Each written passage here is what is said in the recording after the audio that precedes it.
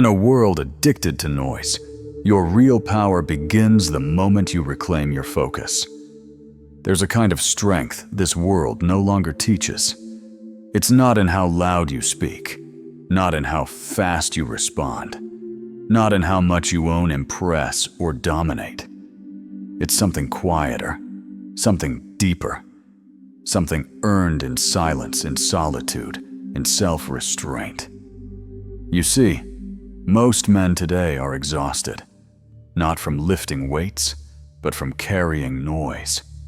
The noise of expectations, the noise of endless opinions, endless scrolling, endless pretending.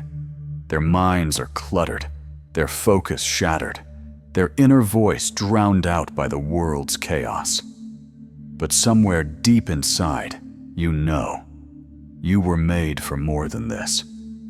There is a man within you who doesn't chase approval, who doesn't fire back at every jab, who doesn't waste his energy proving things to people who'll never see him. This man doesn't speak often, but when he does, his words land like stone. He doesn't need a spotlight, because his presence commands respect. This man lives by principles. He guards his focus. He chooses silence over noise, restraint over reaction, clarity over chaos. And if you're here, it means you're ready to remember him, to reclaim your focus, to refine your power, and to return to a strength that doesn't shout, but endures. In this video, we're not chasing hacks or hype. We're walking the quiet path back to mastery. One principle at a time. So take a breath, silence the outside for a moment, and let's begin. 1. Your thoughts are not facts. Let me ask you something. Have you ever had a thought, just a single quiet thought, come out of nowhere and ruin your entire day? Maybe it whispered, "You're not good enough," or shouted, "You'll never catch up." And before you know it, your mood shifts. You close off. You pull back. You start living as if that thought were the gospel truth. But here's the truth. The Stoics knew long before we ever had therapy apps and self-help podcasts. Your thoughts are not facts. They're just that, thoughts. They show up. They float by. Some are wise. Some are junk. And many, they don't even belong to you. They're echoes of your past. Old fears wearing new clothes. Someone else's criticism that you never questioned. Marcus Aurelius wrote in his private journal, not for anyone else to read, that we must learn to stand still and watch our mind. To observe, not obey. Because when you confuse a passing thought with an identity, you give it too much power. Imagine standing on a train platform. Each thought is a train pulling in. Some carry regret. Others, shame. Others, fear of the future. But you don't have to get on any of them. You can just stand there. Watch them come. Watch them go. You can breathe. You can choose. That's what self-mastery begins with, observation over reaction. The moment you learn to say, "I'm having the thought that I'm not enough," instead of saying, "I'm not enough," you create space. And in that space, you reclaim your freedom. This isn't about pretending everything's great. It's not about toxic positivity. It's about discernment. About knowing that not every voice in your head is worth listening to. So here's what I want you to remember. You are not your worst thoughts. You are the one watching them. You are the space between them. And that space is where your strength lives. 2. Control yourself instead of trying to control others. Let me tell you something. Most men learn the hard way. The more you try to control others, what they say, what they do, how they treat you, the more powerless you feel inside. We think if they would just understand me, if she would just listen, if he would just stop acting that way. But the Stoics knew chasing control out there only creates chaos in here. Epictetus said it clearly. Some things are up to us and some are not. That's it. The whole foundation of inner peace begins there. You can't control your partner's tone of voice. You can't control your boss's decisions. You can't control traffic time or whether someone respects you. But you can control how you respond.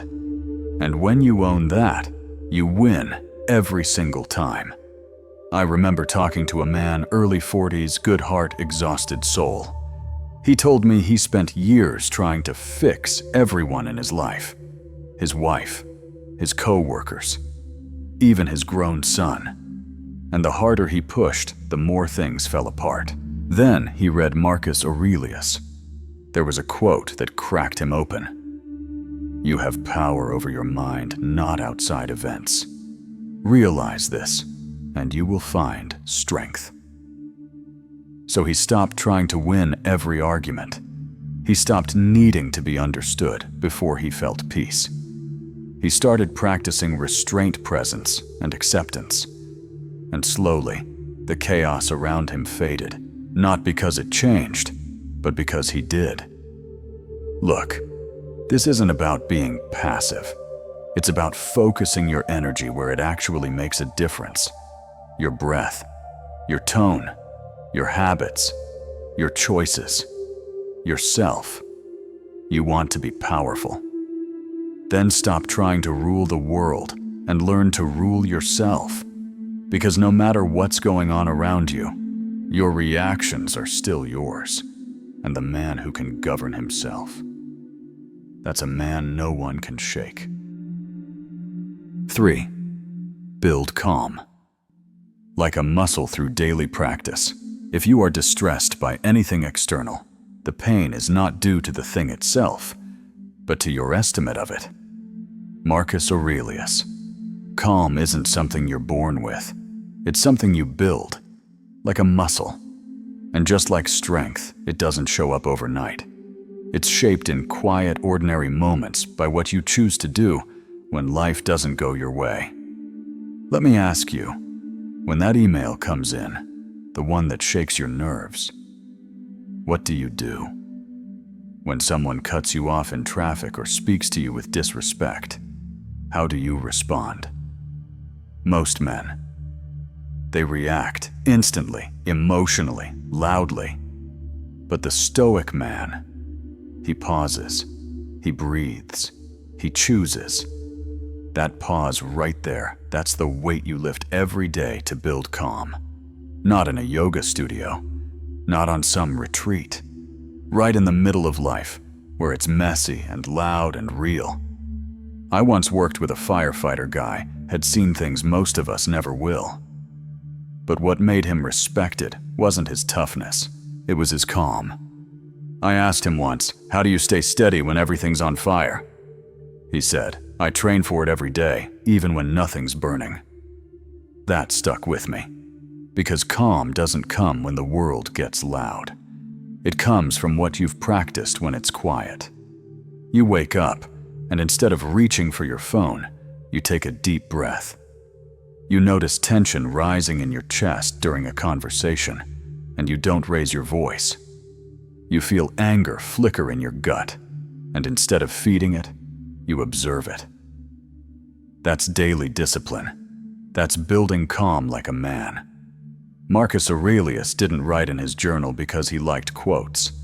He did it to keep himself steady, so when life tested him, he was already trained. So if you want peace, don't wait for life to settle down. Train for it now. Practice calm. Practice stillness. Practice not needing to react. Because the strongest man in the room isn't the one who overpowers others. It's the one who's mastered himself. 4. Choose what to feed your mind.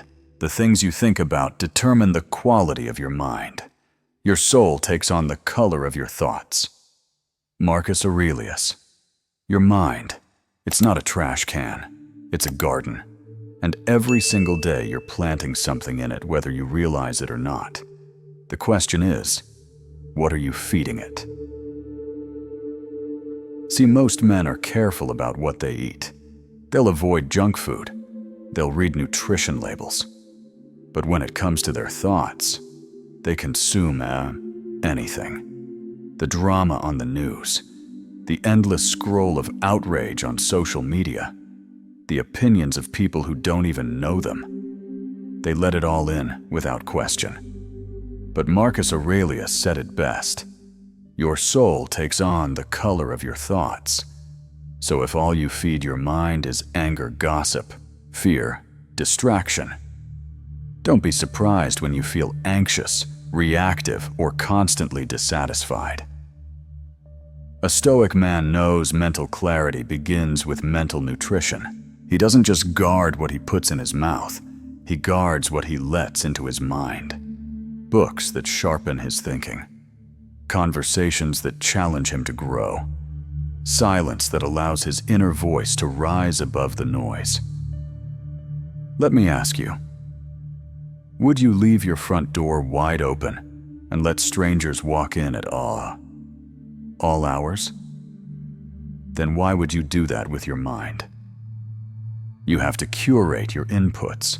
Not everything deserves your attention. Not every voice deserves a seat at your mental table, because what you feed grows. Feed your mind chaos, it grows. Restless. Feed your mind stillness, it grows.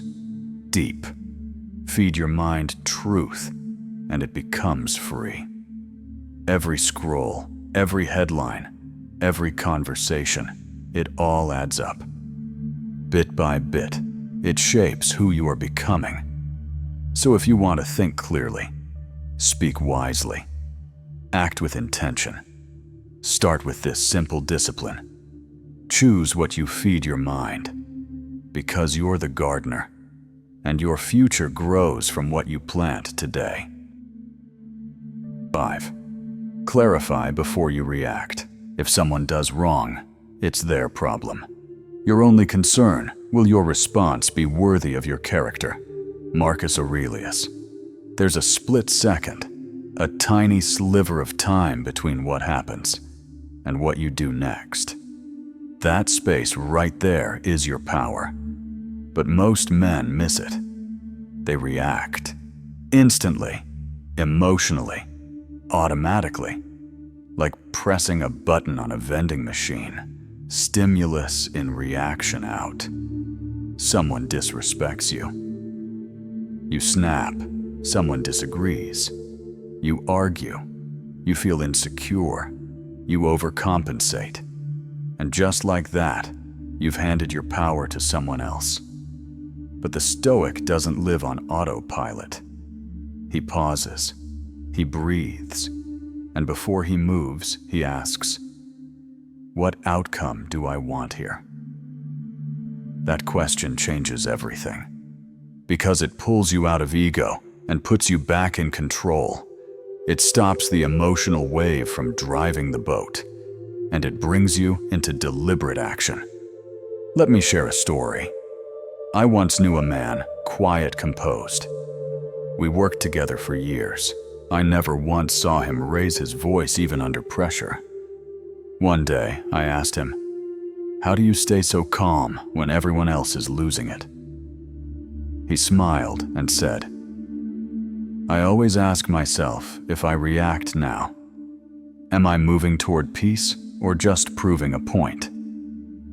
That's the heart of Stoicism. You don't speak to win, you speak to build. You don't act to dominate, you act to preserve your integrity. Because reacting is easy. Anyone can lash out, argue, defend. But responding calmly, wisely, intentionally, that's mastery. You see, emotions aren't the problem. They're signals. But you don't have to obey every signal like a soldier obeys orders. You can choose. And the man who can pause, who can clarify what truly matters before acting, that man becomes rare, grounded, unshakable. So next time you feel triggered, ask yourself, what do I really want from this moment? Will my reaction build connection or burn bridges? Will this matter in 5 hours, 5 days, 5 years? And then respond not from the noise in your head, but from the stillness in your core. Because anyone can react, but the Stoic responds. 6. Accept reality without resentment. Don't demand that things happen as you wish, but wish that they happen as they do, and your life will go smoothly. Epictetus. There's a kind of tension most men carry. It's not always visible on the outside. It doesn't always show up as rage or collapse. Sometimes it looks like restlessness, quiet frustration, like a man constantly resisting the reality in front of him, wishing it were different. The job didn't work out. She left. The timing wasn't fair. The past wasn't kind. And something inside says, this shouldn't have happened. But here's the truth, brother. No amount of resentment will rewrite reality. Stoicism doesn't tell you to like what happened.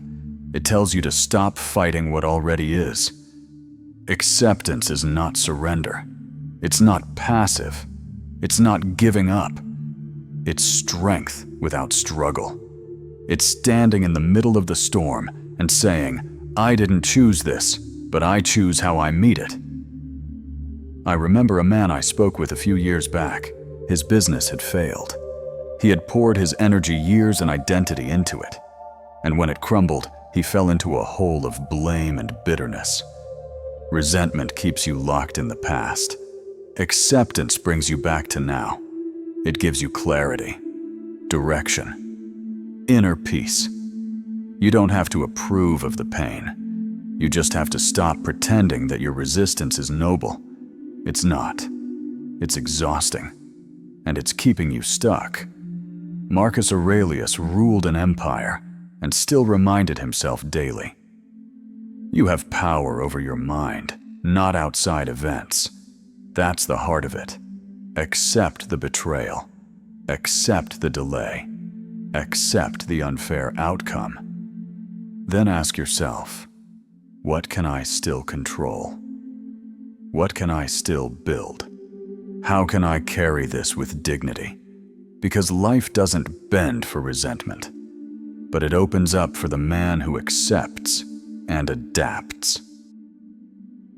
7. Turn silence into strength. The soul becomes dyed with the color of its thoughts. Marcus Aurelius. There's a silence that feels empty, lonely even. And then there's a silence that feels solid, powerful, like standing in a quiet forest at dawn. No noise, but full of presence. Most people fear silence. They fill every gap with sound, scrolling, talking, reacting, posting. But a Stoic man learns to lean into it, not to escape the world, but to reconnect with himself. You see, in the absence of noise, the real conversation begins.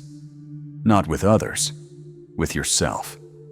And that's where real strength is born. There's a man I once coached, mid-40s, successful on the outside, but inside, he was spinning. Meetings, deadlines, social obligations, and always background noise. Podcasts, music, news, opinions. I asked him, when was the last time you sat with silence? He paused and then whispered, I'm not sure I ever have.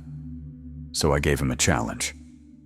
5 minutes a day, no input, just sit, no fixing, no analyzing.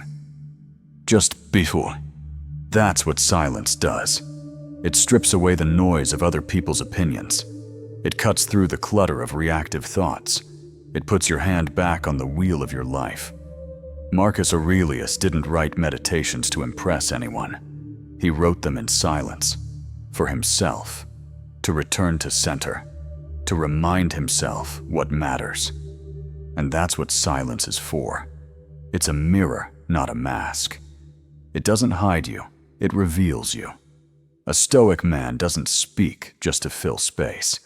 He speaks when words serve truth, and he's quiet when silence serves more. Because in that quiet, you hear your truest intentions. You face the emotions you've been outrunning. You remember the strength you forgot you had. So here's a simple shift next time you feel the urge to speak, to explain, to react, Bajsas. Hold the silence, let it stretch, and feel what's actually there underneath it. Not weakness, not absence, but presence. You don't need to dominate a room with noise. Sometimes the most powerful man is the one who listens, who breathes, who chooses his words like a craftsman with tools. Carefully, deliberately, rarely. Because in a world that can't shut up, your silence becomes your edge. 8. Say less, mean more. There's a kind of power that doesn't come from the volume of your voice, but from the value of your words. Most men today feel pressured to say more, to explain themselves, to be understood. But the Stoic knows not every opinion needs to be spoken. Not every emotion needs a microphone. Think about it, how many moments in your life were damaged not by silence, but by words spoken too fast, too sharp, too reactive. Words are like arrows. Once you let them fly, you don't get to choose where they land or what damage they do. Seneca once wrote, "A sword never kills anybody. It is a tool in the killer's hand." The same is true of speech. It can cut, it can wound, or it can build, it can bind, but only when used intentionally. Let me tell you about someone I knew, a mentor in my early career. He rarely spoke in meetings, but when he did, everyone leaned in. Not because he had power over us, but because he had power within himself. He didn't speak to impress. He spoke to clarify. No fluff, no rambling, no showing off. Just the truth delivered with precision. And that left a lasting impression on everyone in the room. Because restraint is rarer than noise. The ego wants to talk. It wants to win, to defend, to correct, to be heard. But a grounded man doesn't need to prove himself with every sentence. He lets his presence say what words can't. Stoicism teaches us to pause before we speak, to ask, is this necessary? Is it true? Is it useful? If the answer is no, silence is the better reply. In a world of oversharing and instant reactions, the man who chooses his words carefully becomes magnetic. He carries the weight of someone who knows himself and doesn't need to convince you. So here's the challenge. This week, speak 20% less, but mean 200% more. Don't just talk, transmit. Let your words be few, but sharp as a blade and warm as a torch. Because the more you refine your voice, the less you'll need to raise it. And when you do speak, people will listen. Not because you're louder, but because you've earned the silence between your words. 9. Restraint is the new strength. The best revenge is to be unlike him who performed the injury. Marcus Aurelius. Let me say this plainly. In a culture that worships quick comebacks, high volume, and public dominance, the strongest man is the one who can hold his fire and still win. True strength isn't what most people think. It's not fists. It's not fury. It's not the ability to overpower someone with your voice or your presence. It's the man who can feel the rage rise up in him, breathe through it, and choose stillness over spectacle. I remember a friend who once told me, every time I lost control, I thought I was defending my pride. But in truth, I was surrendering my power. That hit me hard, because we've all been there. Someone crosses a line. Our blood boils. The ego screams, "Don't let them disrespect you."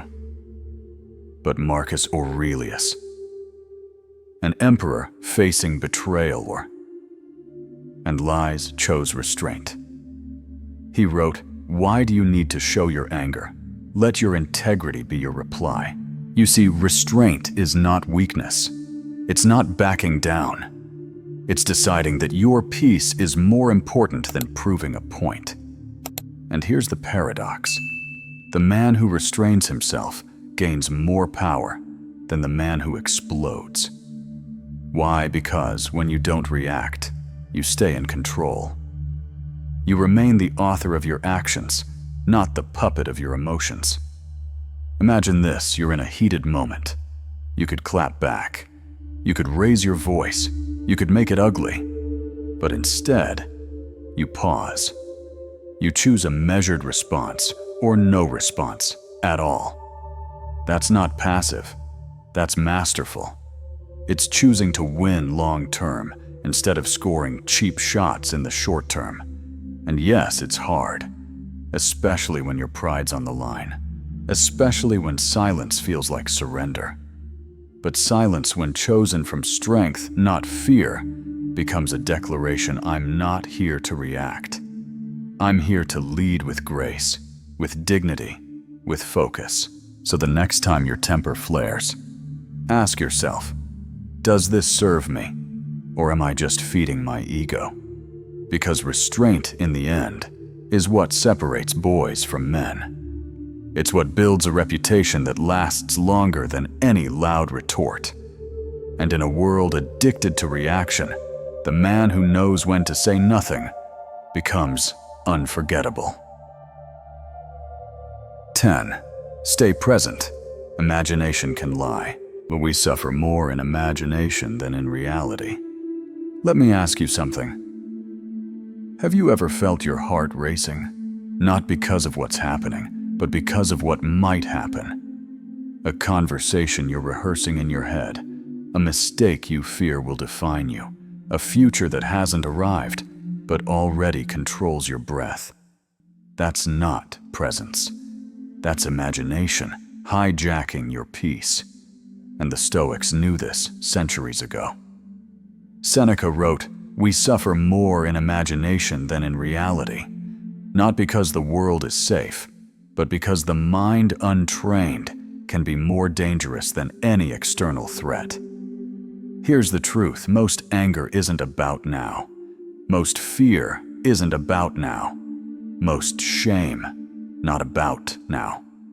They're all time travelers, dragging us into the past where regret lives, or hurling us into the future where anxiety breeds. But power only lives in the present. Let me tell you a story. A man I coached once told me, "Every morning I wake up in panic, thinking of everything that could go wrong."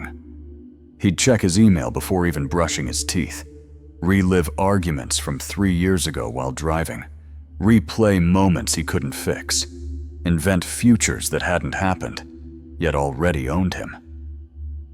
I asked him to do one thing. Name one threat he was facing right now in this breath. He paused and said, "None. Just me. Just my thoughts." That pause, that moment, it broke the loop. And that's the skill the Stoics practiced daily. Coming back to your breath, back to your feet on the floor, back to the coffee in your cup, the sun on your neck, the calm in your chest. Marcus Aurelius wrote, "Confine yourself to the present, because only in this moment can you choose. Only in this breath can you act with intention, not impulse." And I get it. Being present isn't easy, especially in a world that sells fear trades in distraction and glorifies urgency. But when you're present, you become clear, you become sharp. You stop living in the fog of what if, and start walking in the clarity of what is.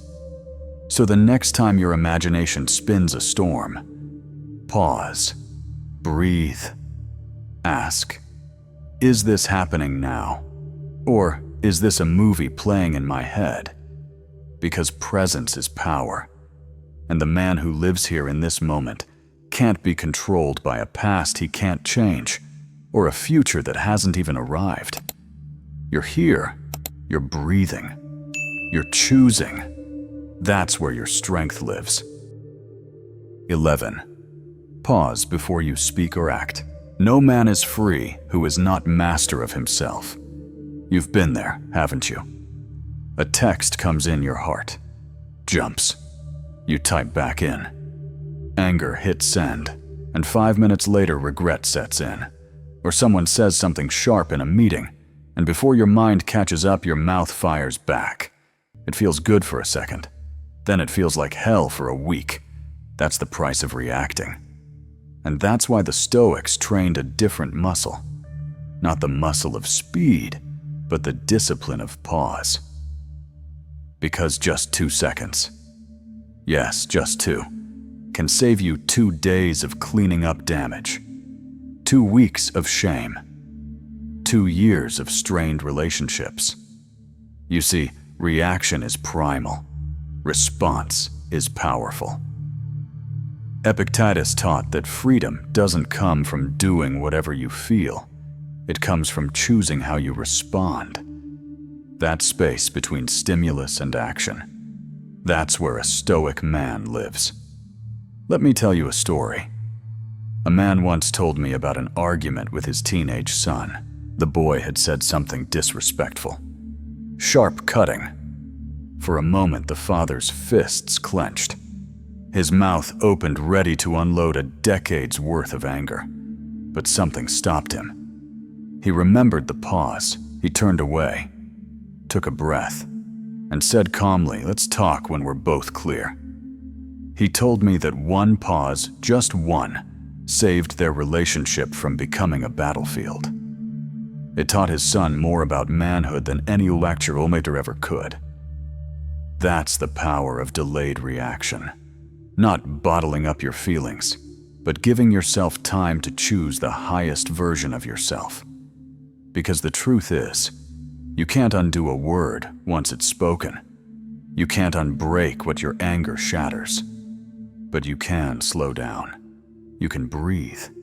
You can buy yourself time to respond with clarity, not chaos. Marcus Aurelius reminded himself, ask yourself, is this necessary? That's the secret. Not to be silent forever, but to speak only when it serves something higher. Peace, understanding, honor. So the next time something stings, or someone tests your patience, or your ego rises to the surface, demanding to be right, was even 2 seconds. Not because you're weak, but because you're choosing strength over noise, stillness over storm, wisdom over impulse. The man who masters the pause masters himself, and that, my friend, is Stoic power at its finest. Chapter 12. Know the cost of distraction. Ask yourself at every moment, is this necessary? Let me ask you something personal. How many times today did you unlock your phone without even knowing why? How many tabs do you have open right now on your screen and in your mind? See, we don't lose our focus in some sudden crash. We leak it slowly, silently, one scroll at a time, one mindless comment, one reaction to a thing that didn't deserve our energy. And before we know it, our purpose is no longer something we're walking toward, but something that feels like it's always slipping behind us. Here's what the Stoics knew centuries before social media. Your attention is your life. What you focus on becomes your reality. And what you feed your focus to grows. Epictetus said, if you want to improve, be content to be thought foolish and stupid. Why? Because mastering your focus means saying no. Not just to distraction, but to approval, to gossip, to shallow stimulation. It means walking away from what's popular, to protect what's sacred. Your mind, your clarity, your mission. You want to know what weakens a man faster than hardship, distraction. Because hardship can forge you. But distraction just scatters you. Takes a sharp mind and dulls it with noise. Takes an open heart and numbs it with trivia. I once knew a guy, smart, disciplined, ambitious. He told me something that shook me. He said I didn't fail because I wasn't capable. I failed because I was always halfway somewhere else. That's what distraction does. It splits you. It robs you not of time, but of presence. Not of opportunity, but of depth. Marcus Aurelius used to write to himself at night. He was the emperor of Rome, but still took time to remind himself, you have power over your mind, not outside events. Realize this, and you will find strength. That kind of strength begins with protecting your focus, like a sacred fire. You guard it from the wind. You feed it carefully. You don't let it burn on things that don't matter. So next time you feel the itch, to check, to swipe, to reply, to escape, stop and ask, is this helping me build the life I want? Because every yes to distraction is a no to your discipline. Every careless scroll is a page not written. A workout skipped, a conversation missed. But every time you choose focus, even for 5 minutes, you train your mind to return home. You reclaim your power, one decision at a time. And that's the Stoic path. Not to reject the world, but to filter it with wisdom. You don't need to be a monk. You just need to protect your attention like it's the currency of your soul. Because it is. And when you guard it fiercely, with stillness, with clarity, with intention, you'll find something amazing. You don't need more hours. You just need fewer leaks. So light that fire, protect it, and let it warm the life that matters most. The quiet return to inner power. If you've made it this far, something in you is waking up. Maybe you've had enough of the noise, the rushing, the scrolling, the pretending. Maybe you're ready to live slower, but deeper, to react less and reflect more, to build not just success, but sovereignty, the kind of quiet mastery that no one can take from you. Because in the end, this isn't about being stoic in name. It's about choosing each day to return to what's essential. Your mind, your discipline, your character. Each time you pause before you react, each time you step back from a lie, your thoughts are whispering. Each time you protect your focus like a sacred flame, you become a man who isn't ruled by impulse, but guided by purpose. And that changes everything. So carry these 12 tools with you. Revisit them often. Not just when life is loud, but especially when it's quiet. Because that's where the real work begins. And if today's message stirred something in you, if it helped you think clearer, breathe deeper, or simply remember who you are beneath the distractions, then let's keep walking this path together. Subscribe now to this channel. Stoic Outlook. This is more than just a channel. It's a compass for modern men who want to lead love and live with inner strength. If this video meant something to you, hit like, share it with a brother who might need it, and drop a comment below. Let me know which principle hit you the hardest. What distractions are you ready to let go of? Your comment might just spark something in someone else. Because real growth isn't loud, but it is contagious. And don't miss the next video, where we'll go even deeper into the Stoic mind and how it can guide you through chaos, conflict, and change with clarity and strength. Until then, stay grounded, stay focused, and keep walking the quiet path. to the man you were meant to be.